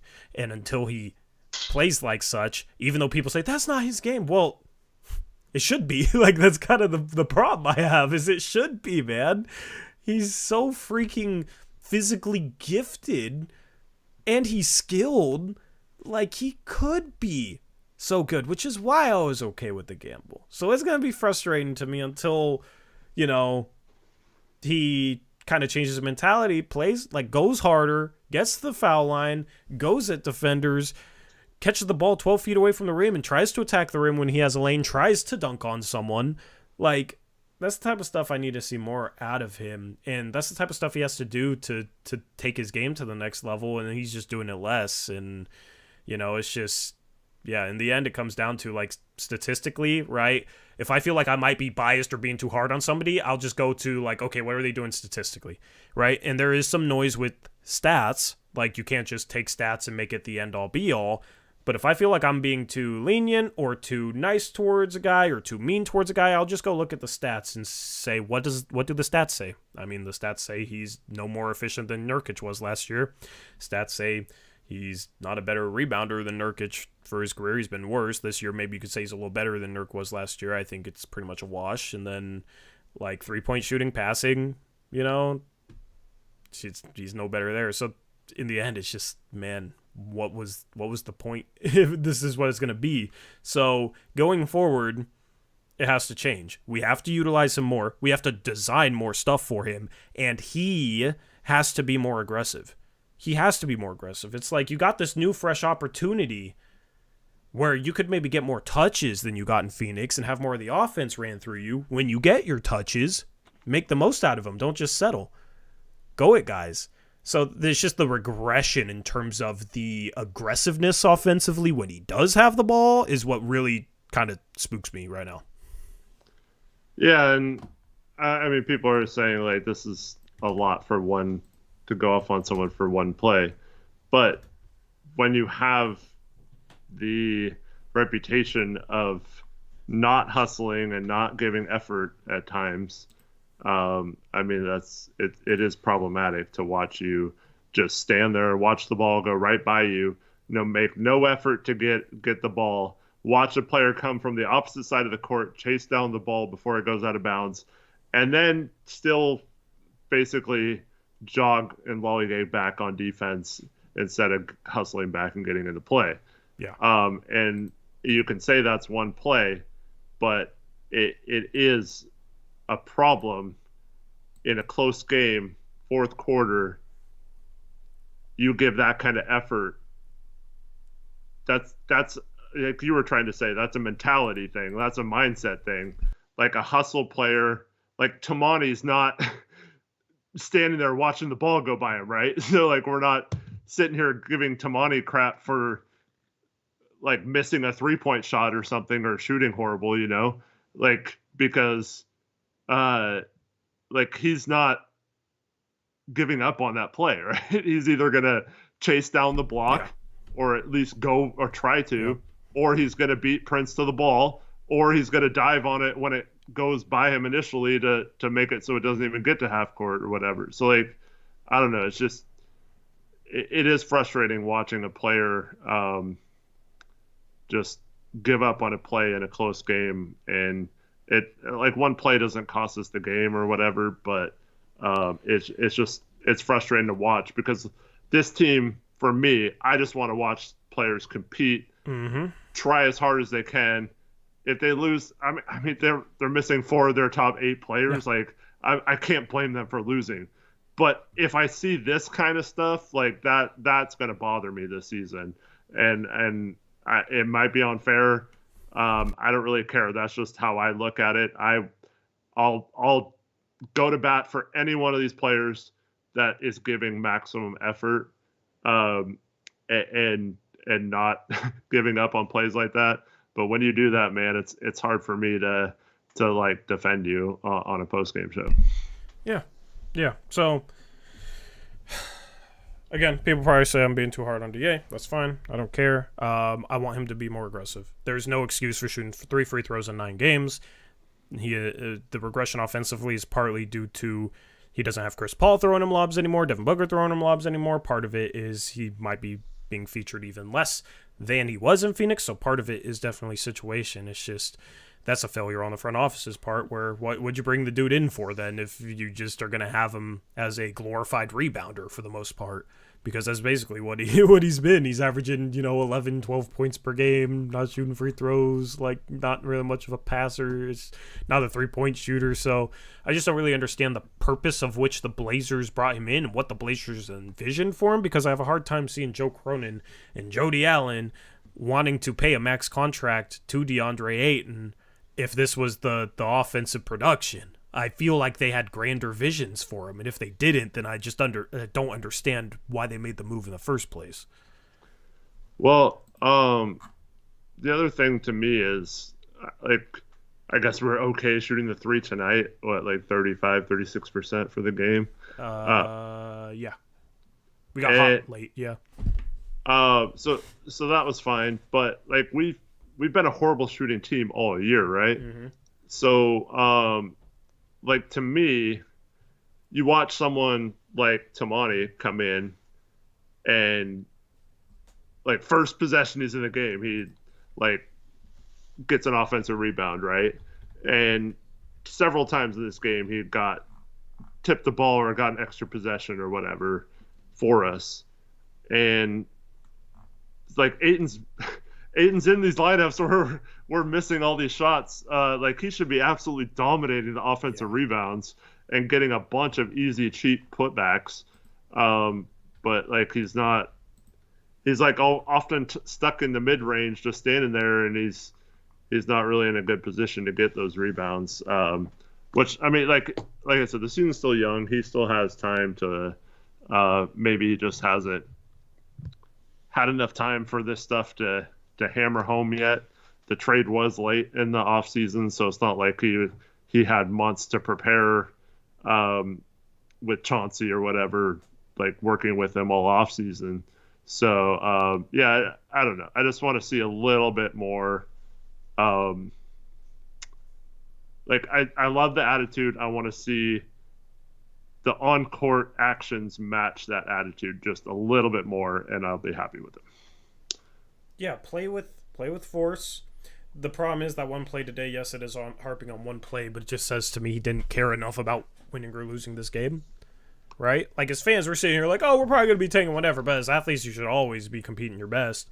So for me, that play specifically was like wow, you really don't want that ball? Really? In a close game like this, competitive game, you really don't want to go after that ball? You really don't want to run back?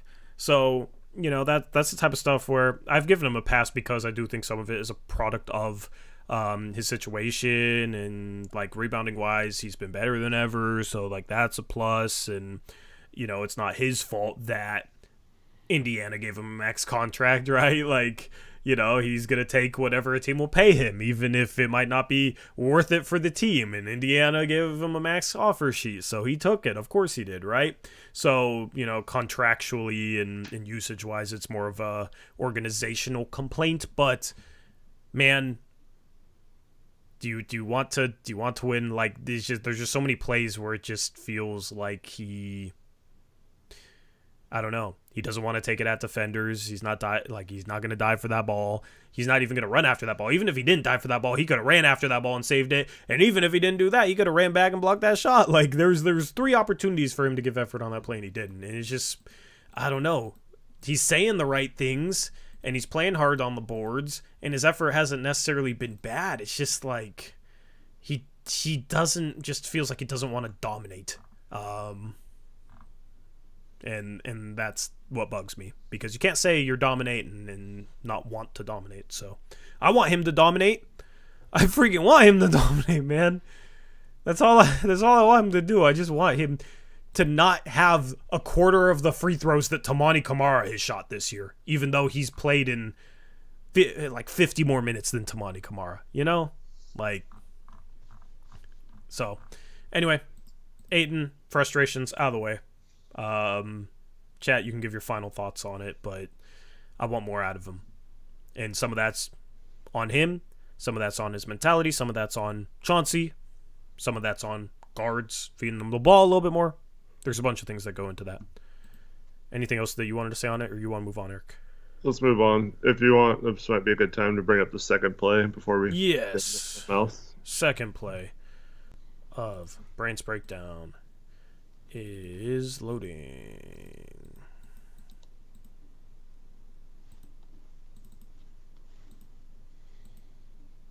All right. So this defensive possession late in this game, when it was still a 4-point game, I believe, with a little over a minute left. So get a stop here, and you still have time to score and don't have to foul or anything. So Rui's going to get the ball. Jeremy's guarding him. They're trying to post up Anthony Davis here. And in the second slide, you'll see that Anthony Davis gets the ball.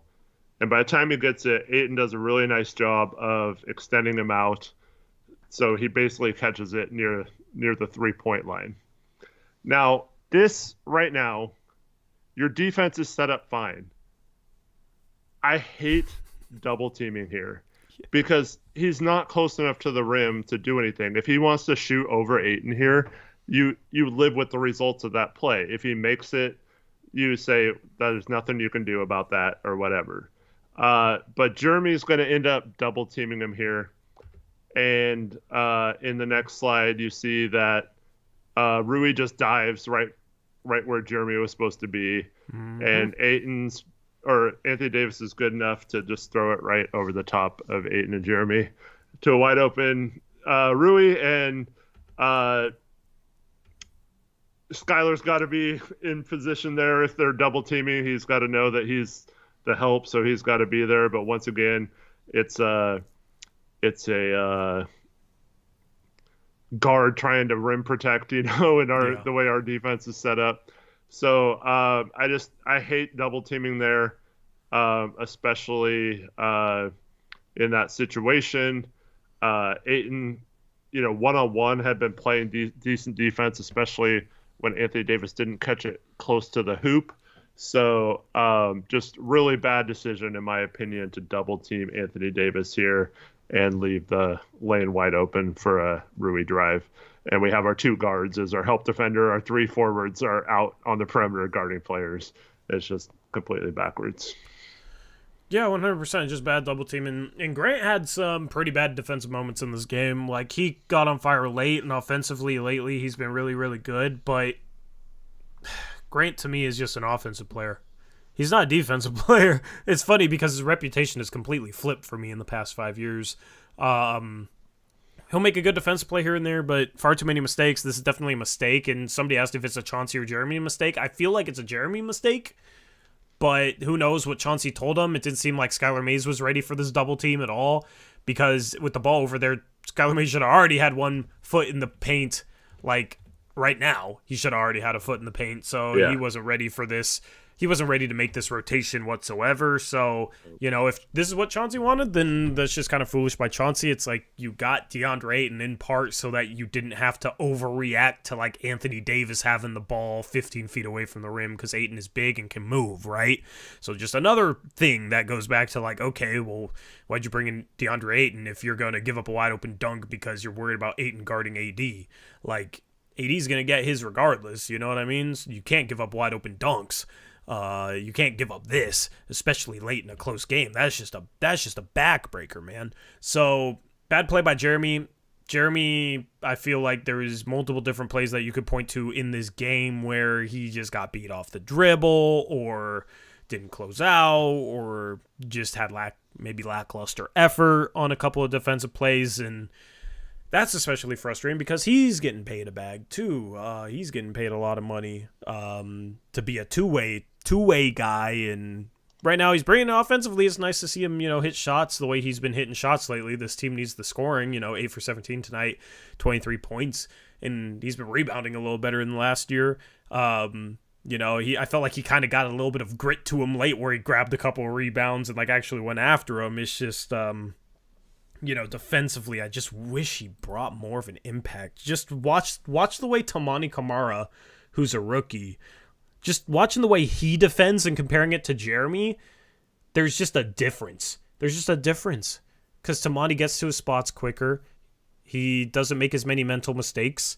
He doesn't get beat off the dribble nearly as much. Like, Grant should be the level of defender that Tamani has been this season, and he's just not. And he does carry a lot of the offensive load, so willing to give him a bit of a pass. Just a little frustrating. Yeah.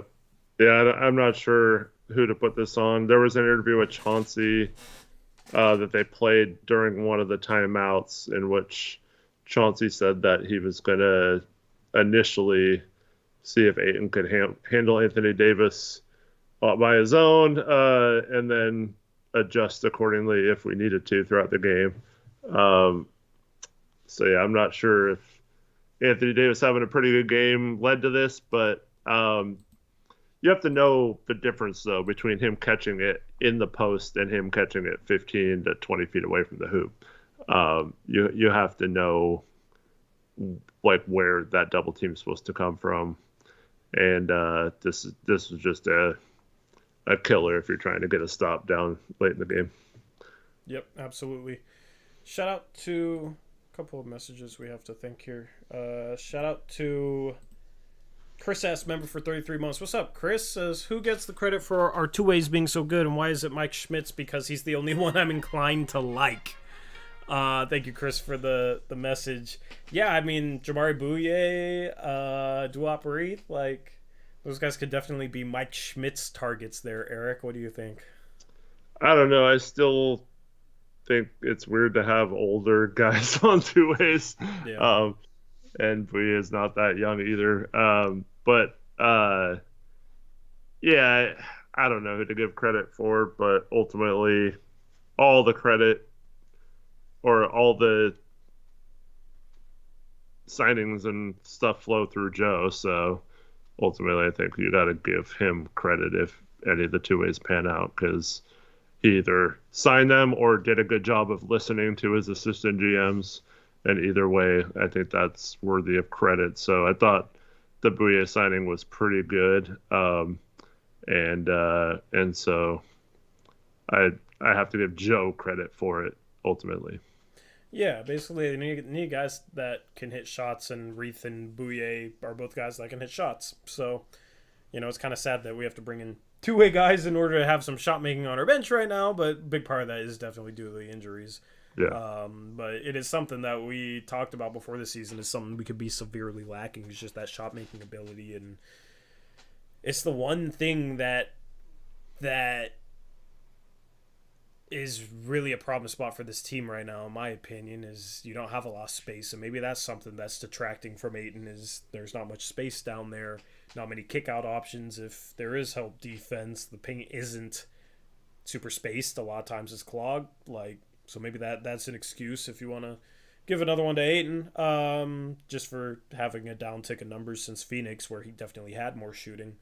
But yeah, the shooting, the shot creation, both those guys bring it, so they fit. You know, they provide something in an area of need, so they both made sense as signings. I talked about how much I liked the Bouye and Skylar Mays moves in a video I dropped earlier today, so you guys could go check that out if you want to. But yeah, I'm happy with the way we've managed the fringe of the roster. Who gets credit for that? I'm not entirely sure, but this is the first time I've been legitimately happy with the way we've used our two ways. Yeah, look at it this way. It's like you watch them come in and have a positive impact on the game, or at least not a negative impact. Yeah. And it makes me like that much more frustrated that we came into the season with so many veterans on the team. It's like just go young and or Yeah. like inexperienced and just have players that play hard and get the most you can. I still think uh, games like this ultimately show that we just need to move everyone that we possibly can this season, as long as we get good value for them. Um, and I'd rather so MGJJ123 says without Jeremy we'd be getting blown out of games. Now we're at least competitive. But like I don't really care about if whether we get blown out or not. I care about just like maximizing the rebuild. And I still feel like when you watch players that come in and they go on a run without many of the starters in the game, and the starters come back in, and then the momentum seems to halt, and it goes back to watching Jeremy and Skylar or whatever take turns messing up the offense or whatever, or shooting every time and not passing. It just I don't know. It makes me feel like I'd rather just watch players that are giving a chance and stuff like that while getting all these assets for them. Yeah. I don't know. Yeah, no, I agree. I mean, people kind of give me crap for wanting to flip Brogdon and Robert Williams, and I mean, the biggest reason I wanted to flip Robert Williams is we had Aiton, so Williams was going to be a backup and not play substantial minutes. B, Robert Williams' injury history. Like, I was very worried about Robert Williams getting hurt and then us getting nothing back for him, and at some point you have to worry about his game starting to decline because of the amount of knee injuries he's had, potentially hurting his athleticism, which he's a pretty athleticism dependent player on both ends of the court. So, that was my worry with Robert Williams and why I wanted to flip him before the season, because it's just like, why are you taking this risk with a win now player when you're not ready to win now and you are paying a dude a max contract at his same position who's going to play ahead of him? Just didn't really make sense to keep. And now, Robert Williams III is out for the year. And then with Brogdon, it was all the guards that they have. And then I was sitting there saying, like, sign Skylar Mays. Like, I think Skylar Mays can legitimately be a backup point guard. I had comments during the tanking post-game shows last year where I was saying that very thing. So, you got Scoot, you got Ant, you got Sharp, you got a guy who I think can be a backup point guard in this league, and Skylar Mays. You got a wing and Matisse Thybulle. Like, just move off Brogdon, and maybe it's a situation where they couldn't get back much for him, so they're trying to play him into more trade value. And like in that case, I understand keeping Brogdon, but you also have to worry about him getting hurt because he's had a couple question marks in his past injury-wise, had a trade that he was supposed to be included in this past offseason that got nixed because of something with a physical, like they didn't get it approved in time, and the Clippers weren't willing to waive it. What's funny is that probably would have been a better move than them getting Harden with them waiving it, because Harden hasn't worked out for them so far. But that's why I wanted to move Brogdon as well.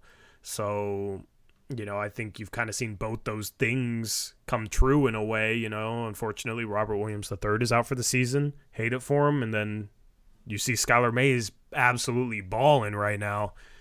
It's kind of showed why I wanted to move off these guys before the season. Hopefully Scoot's not injury prone now that has a bone bruise in his already hurt ankle, and now is going to be out at least another 2 to 3 weeks. He was hurt last year for a stretch in the G League. He got hurt in Summer League. He got hurt 10 games into the season.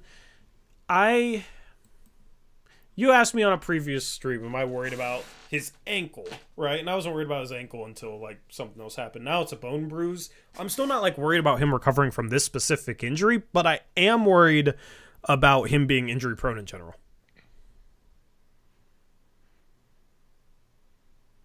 I am a little bit worried about Scoot being injury prone, unfortunately. And this goes back to the conversations we had last offseason where it's just like nothing is a slam dunk, even at the top of the draft, even with a prospect as good as Scoot. Nothing is a slam dunk. And rebuilds could take forever. Like, rebuilds, there's no guarantee that a rebuild is going to result in a contender in 3 or 4 years. And that's why I wanted to just take that swing with Dame, take that chance with Dame, where there was a lot of people that wanted to just swing for the rebuild. So, yeah.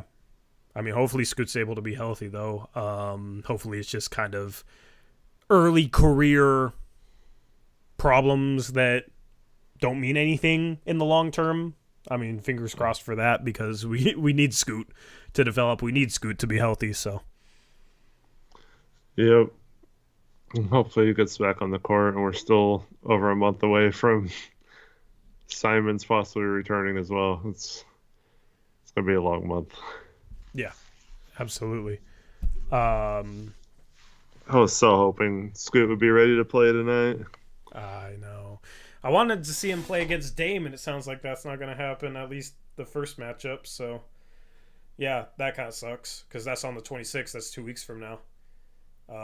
Maybe he's better by then, because it said 2 to 3 weeks. But I feel like his return's going to come on the 30th. We play at Cleveland at 4 p.m. We have 2 days off before then. So I feel like that's kind of the return date right now. But shout out to Mr. Rudy Poo with the $5 donation who says, need to trade Jeremy, the Black Mamba Grant. It's so lovely witnessing fadeaway double pump. Kobe shot bricks. A little harsh, but I appreciate the $5 donation. Really appreciate the donation. Mr. Rudy Poo. I love the name. Yeah, I mean, Jeremy today kind of carried this offense and like kept us in this game. It's just, like what for me, if you're talking about like the overall picture, it's how do we get to contention? Is Jeremy Grant, going off in a game like this and us losing going to get us to contention? Like, probably doesn't really matter. He probably makes more sense on a winning team, more that needs a scoring punch, especially on that contract. So I'm in favor of flipping Grant at the deadline, getting back draft capital, and like really embracing the rebuild part of this rebuild. Like, you can play it in between and keep all these veterans and try and get a little bit better next offseason and maybe make a play-in, but I'm worried about how this team gets to contention, and I think the main question right now regarding that is what do the Blazers do with Jeremy Grant and Malcolm Brogdon? Yep. And for the record, Brogdon could be traded at any point this season. Jeremy can't be traded until January 15th. Yeah. And for the people arguing in chat, it's completely pointless to argue about how many picks Miami was willing to offer or could have offered because Portland was not making a trade with Miami this summer. So it doesn't matter what they offered or how many picks they would have offered because no one will ever know because Portland never engaged them enough to know how many picks they would have in the end offered for Damian Lillard. So no one can be right in that argument. They could have offered up to 3 firsts of their own and 1 first for Tyler Hero. So there should have been an offer if we fully went down that road and used the Bucks offer as leverage. There should have been an offer, a take it or leave it. Miami, you offer 4 firsts and Jovic and Jaquez for Dame with expiring contracts. Yeah. But we don't know if it would have ever gotten to that point or if Miami would have been willing to do that. That was the best hypothetical offer that they could put on the table. Yes. And I mean, I had some conversations where I didn't think the return where everybody was saying the Blazers got a haul for Dame, I didn't think it was like clearly that much better than the best hypothetical offer that Miami could give up.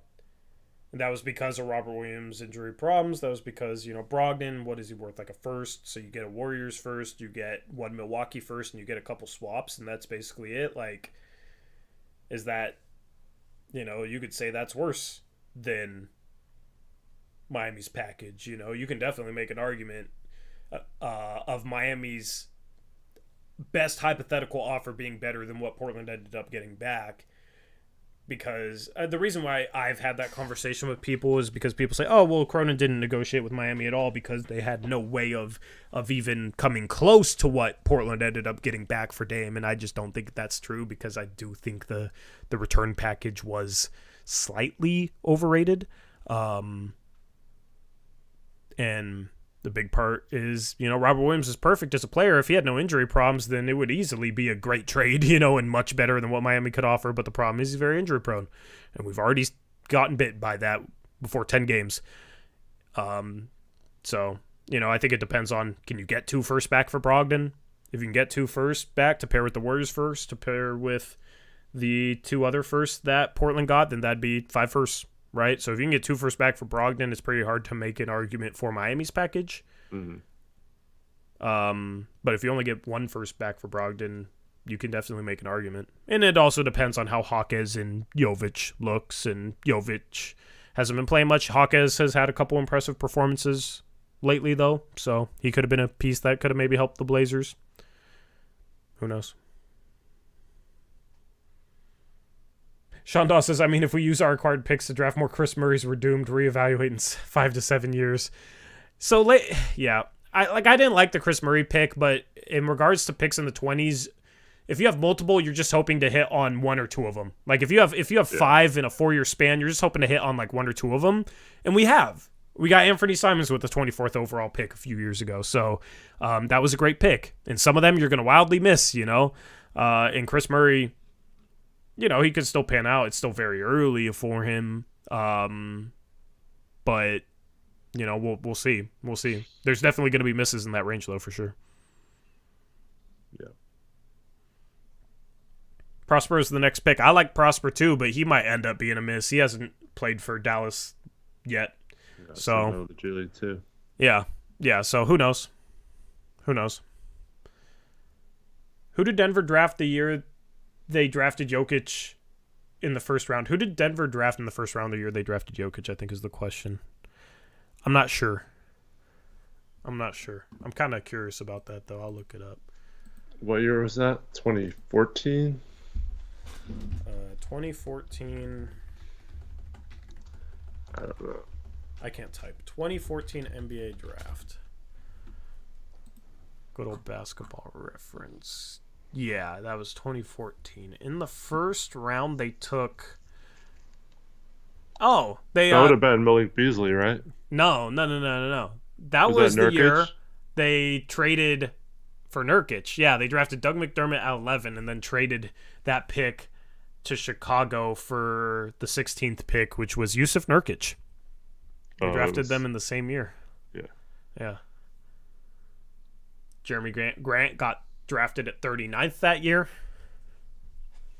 That was a pretty decent second round. You got Jordan Clarkson, you got Joe Harris, and you also got Thanasis Antetokounmpo. Dwight Powell. Yeah, you got some names in that second round for sure. Spencer Dinwiddie. Nurkic looks so bad in Phoenix. Yeah, Nurkic has not played well in Phoenix at all. This year, Ayton has been noticeably better than Nurkic, but Nurkic is just, he's not playing up to his capabilities. Statistically, his numbers are far down from where they were last year in Portland. For whatever reason. Well, I mean, they haven't played with their full lineup yet this year either. Yeah. Nurkic just had some bad starts this season, too.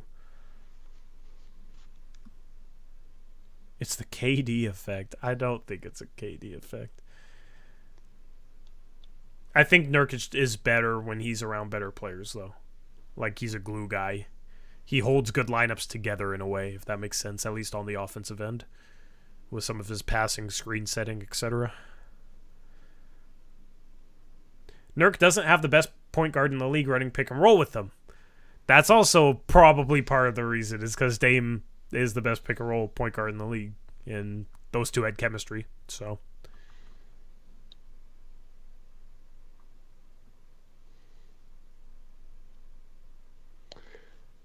Blazer fans, says Phoenix is 1-4 at home after losing today. Yeah, but people have to realize with Phoenix, they were built. They ruined all their depth to put the lineup of Beal, Booker, and KD out there. mm-hmm. They signed some decent role players or whatever, but this was always going to be a case of they need those three guys healthy, and I just think it's foolish to judge them so far this season when there hasn't been a single game where all three of them have played, right? So I just think until they're healthy, I just think it's stupid to judge them like, oh, what's wrong with them? Well, what's wrong with them is they traded everything to have a big three, and they haven't had the big three yet play in a game together. So that's what's wrong with them. Not that you can count on all those guys to stay healthy, especially with how old KD is and stuff. But they do. I do think you need to wait to at least give them some time to be healthy to see what they do. Yeah, I fully agree with that. It's early in the season. You've had some weird developments so far. We'll talk about maybe some NBA stuff and storylines tomorrow on our second channel, Blazers Uprise Live. We'll have a stream at 3:30. How many games do we have tomorrow? 1, 2, 3, 4 games tomorrow, so not many games. We can maybe dive into a little bit, a few storylines. Clippers. Yeah, the Clippers especially. You got the Timberwolves right now, Eric, 7-2. You got the Rockets, winners of the Timberwolves and the Rockets have won 6 games in a row. The Rockets are 6-3. So maybe we'll play a game, legit or not. I don't know. That doesn't have a ring to it. What did they used to do on like Sports Center? That was like, I don't know. I'll find a name for the segment. Real or fraud? Yeah. Real or fake, I don't know. We'll do something with a few teams tomorrow on our second channel, Blazers Uprise. On our second channel, Blazers Uprise Podcast is the channel name. The show is Blazers Uprise Live Mondays and Thursdays. We'll do picks against the spread. That will be brought to you by BetUS, who's our spread provider. So if you want to get in on any of the NBA action, make sure to use the link and you'll get a 125% bonus. So if you know what you're talking about, you have a real opportunity to cash in with that link with BetUS. Shout to them for sponsoring this postgame show. Any other talking points you want to go in on, Eric? We haven't really talked a ton about Sharp. Yes, he's playing huge minutes, which is probably part of the equation. Although they haven't played, they played one game in the last week prior to tonight. So I don't know if that's really a huge excuse. It's just the turnovers, really, and then a couple of defensive plays he got beat on, yeah. Yeah, he fell asleep a few times, missed his help a couple times. I don't know if it was entirely on him or not. It's just when you're basically the point guard and you have to bring the ball up, you cannot like go to the ball without grabbing it. You got to like come to the ball quickly. You have to V cut or something to get some space between you and the guy pressuring you. You have to notice if there's a guy hanging around lurking for steals. It's also on the inbound passer or whatever. But man, he's so casual out there sometimes. He's just got to rein that in a little bit. Yeah, definitely. 7 for 15, 3 for 6 from 3, so shoots the ball well tonight. But the 7 turnovers definitely stand out on a night where the Blazers they only had 15 turnovers. They've had games with more. You know, the rest of the team took pretty good care of the basketball, especially the point guards. Mays only 1 turnover, Boye only 1 turnover. So in 45 minutes, those two-way G League guys, Mays is better than that, but they were on two-way Bouyer's on a two-way contract. Mays was just on a two-way contract. Those guys in 45 minutes, they have 15 assists and only 2 turnovers. I mean, that is phenomenal playmaking from your point guards. So at the start of the stream, we talked a lot about Mays. We talked a lot about Bouye, Duop Reith, some of the unheralded performers. They played well, but yeah, Sharp 7 turnovers definitely got cleaned that up. Yeah, I don't know. I don't like the call on the one charge he got with Anthony. I felt like Anthony Davis has slid kind of under him a little bit. But that's a charge, though, Yeah. With Sharp, this is what I want to see. I want to see him turning the ball over because he's trying to force Ayton the ball, or he's trying to throw lob passes and, they get picked off or whatever. Like, I'll live with those turnovers. When it's turnovers where he's getting, like, the ball taken away from him on an inbounds pass or throwing stupid, lazy cross-court passes into a defender when the pass isn't even there to begin with, and he's throwing it soft instead of trying to laser it across the court. Those kind of things, or dribbling it too sloppily and knowing he's not protecting the ball on his drives, like that's happened now at least 20 times this year, where he's driven in right down the middle and he gets the ball knocked away from him because he's not protecting it. And so, like, those kind of turnovers are going to start. I'm going to start harping on him a little bit because he shouldn't be getting a pass for throwing lazy cross-court passes or getting the ball stripped by just dribbling it out or bringing the ball up. So I want to see him cut those down, and I want to see him actually get turnovers because he's trying to get teammates involved and trying to make the right pass. And if that's happening, I'm totally fine with him turning the ball over 7 times as he learns how to be more of a distributor and stuff. But it's just, the casualness to some of his turnovers is really not good. Yeah, 100%. I think kind of right now he's stuck in the mode where, like, he's trying to grow as a playmaker for others because he's made that an emphasis and has made a lot of growth there. And at times, maybe he's not as aggressive as he should be, and it results in him, like, trying to give up the ball when, A, he should maybe be shooting it, and B, maybe the pass he's trying to make is just not even there. So, like, that turnover late in that game that Ayton didn't hustle after was, I think, a good example of that, where Sharp had a shot and then just, like, didn't take it and then kind of got stuck. We thought he was going to get fouled, Yeah, tried to kick it out. So... I think he's still working on finding that balance where in the end it just comes down to making the right read, and I don't think it's just purely him 100% reading the game. Like he's still, I'm not saying he's overthinking, but he's still maybe thinking a little bit too much on certain plays where he's trying to be unselfish and share the ball, and it's getting him into trouble a little bit. So it's 20, it's growth curve things.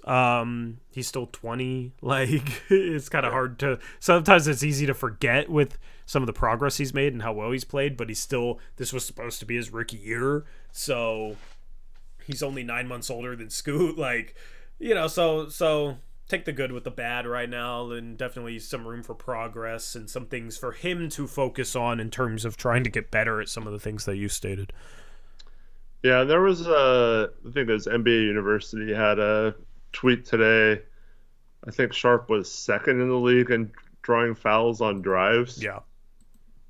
So I'd like to see him just continue to try and go into contact. Yeah.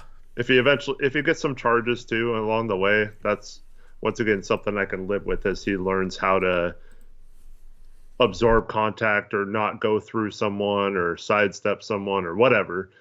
Those are ones I can live with. But if he's getting to the line a ton, that's great. But obviously tonight they did not do a good job of getting to the line at all. Maybe that wasn't his fault though. Maybe it was just because he was wearing the wrong jersey, Yeah, I guess. And Lamar Hurd said something about him, which was almost verbatim what I've said multiple times on post-game shows regarding, like, people complaining about Dame shooting a bad shot, where I've said, like, you kind of gotta live with somebody like Dame shooting the bad shots because it's like a part of their mentality to be aggressive at all times as a scorer, and it's part of what makes him great. And sometimes the result of that will be them stepping over the line and being a little too aggressive and shooting a bad shot. But in the end, like, the results are good. The results are, Dame was an efficient star. Dame was a great elite scorer. And every great elite scorer will have moments where they'll shoot what seems to be a bad shot, but that's due to their aggression and their confidence. And did you hear Hurd's comments on that today, Eric? I was smiling hearing that because it was like, yeah, that's literally exactly what I say. He had to stop himself too, because he was saying he started saying like, "Oh, you got to shoot a bunch of bad shots," and then he's like, "Well, maybe not a bunch," or something like that. I'm paraphrasing, but yeah. So I found the stat. Embiid gets fouled on 21.7% of his drives. Sharp second at 14.3%. Yeah, I mean, that's efficient offense. Like, he can finish too, and that's when he draws the attention. I still think he needs to get a little better as a ball handler, a little bit shiftier, play around with his pace a little bit more in order to get into the paint more. But like, there's times where guys are sagging back, and man, I want to see him develop a floater, because with how high he can jump, I just want to see him rise up and shoot like 7-foot floaters when the paint is packed. Because there's times where he tries to drive all the way and gets himself into trouble, where I feel like he could just elect for that 7-foot floater. It's kind of like, sometimes it's the opposite, like you look at Jeremy Grant and how often he'll just drive into 3 guys in traffic, and Sharp occasionally will make the same mistakes. And it's kind of like, I wish I could take some of that from them and give it to Ayton. Like, just balance out Grant with Ayton in terms of how much they drive into traffic, and it would make both players better. But with Sharp, like, I think that's something for him to learn, is that little 5 to 8 foot floater. If he can just rise up where he's like shooting it at the rim, maybe it's a little easier, probably impossible to block. That could be a shot that could be deadly, absolutely deadly for him. But then also, like, his mid-range shots looked pretty good this year. I wouldn't hate it if he shot that a little bit more often compared to like passing out at some of those shots when there's nothing else there, right? Like, if you can kick out to a solid shooter for an open 3 instead of shooting a pull-up mid-range, then you do that, absolutely. But as the play we broke down in the first Brant breakdown play, the play that Ayton didn't hustle for the ball on, like, Sharp should probably just pull that midi, especially at that point in the game where we're down, kind of need quick buckets, need to get shots at the rim. So I wouldn't hate him being a little bit more aggressive, just kind of in general, trying to get his own offense, get his shots off, and make more of an impact as a scorer right now.